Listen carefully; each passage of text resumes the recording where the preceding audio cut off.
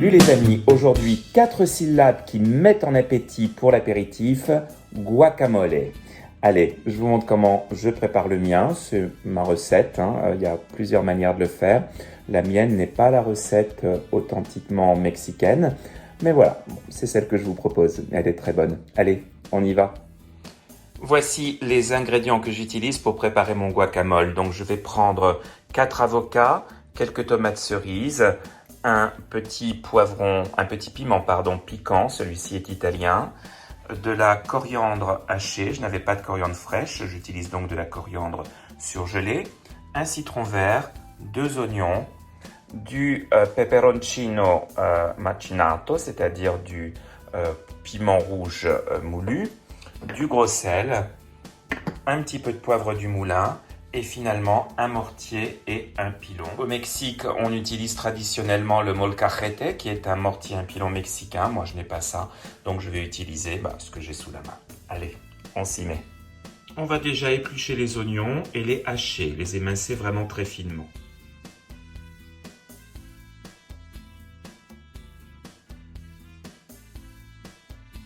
Je coupe aussi mon petit piment en morceaux.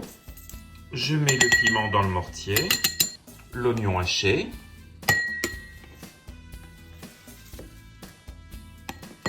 la coriandre, une pincée de gros sel et maintenant de l'huile de coude et on va moudre tout ça avec le pilon.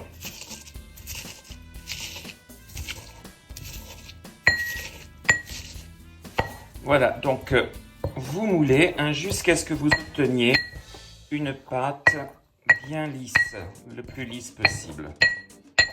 Voilà, quelque chose de cet ordre.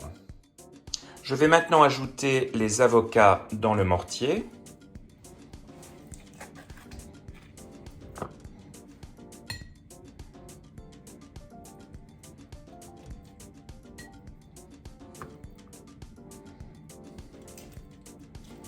Celui-là est un petit peu trop mûr, donc je fais attention de retirer les parties noires.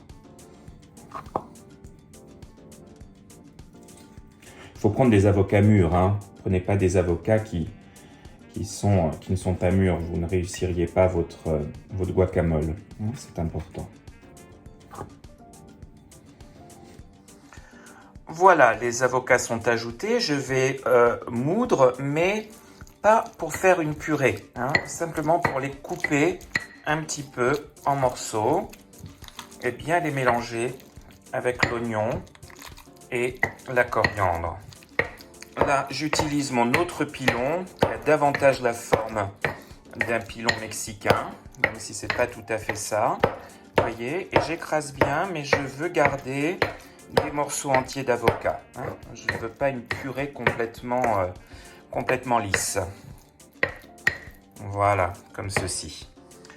J'ajoute quelques tomates cerises bien mûres coupées en quartiers et je continue de moudre avec mon pilon. Il n'est pas nécessaire que les tomates soient complètement écrasées.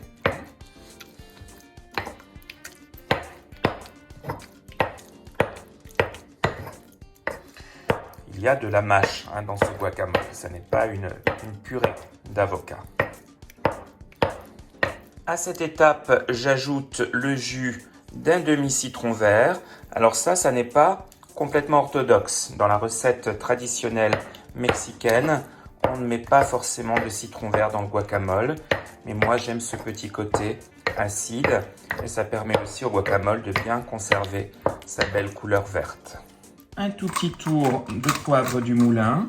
Je vais goûter pour vérifier si c'est assez salé et épicé. Ça manque d'une pointe de sel à mon goût, donc je ressale un petit peu. Et j'ajoute également une toute petite pincée de piment fort broyé. Je termine de moudre avec mon pilon.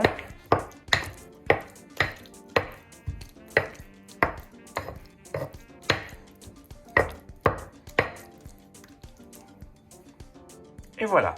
Et voilà les amis, mon guacamole est prêt. J'aime bien le servir dans le mortier dans lequel il a été fabriqué. Voilà, alors on peut le manger avec différents accompagnements. J'espère que ça vous a plu. Moi je vais me goûter une petite tartine simplement avec un petit wasabi. Voilà, on va mélanger la Suède et le Mexique. Alors voyons s'il est réussi. En tout cas, j'aime beaucoup sa texture. Moi, j'aime pas du tout quand c'est trop lisse. J'aime bien qu'il y ait des morceaux.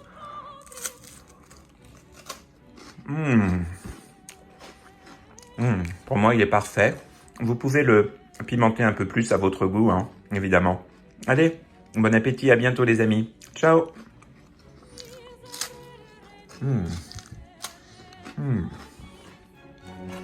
Super bon.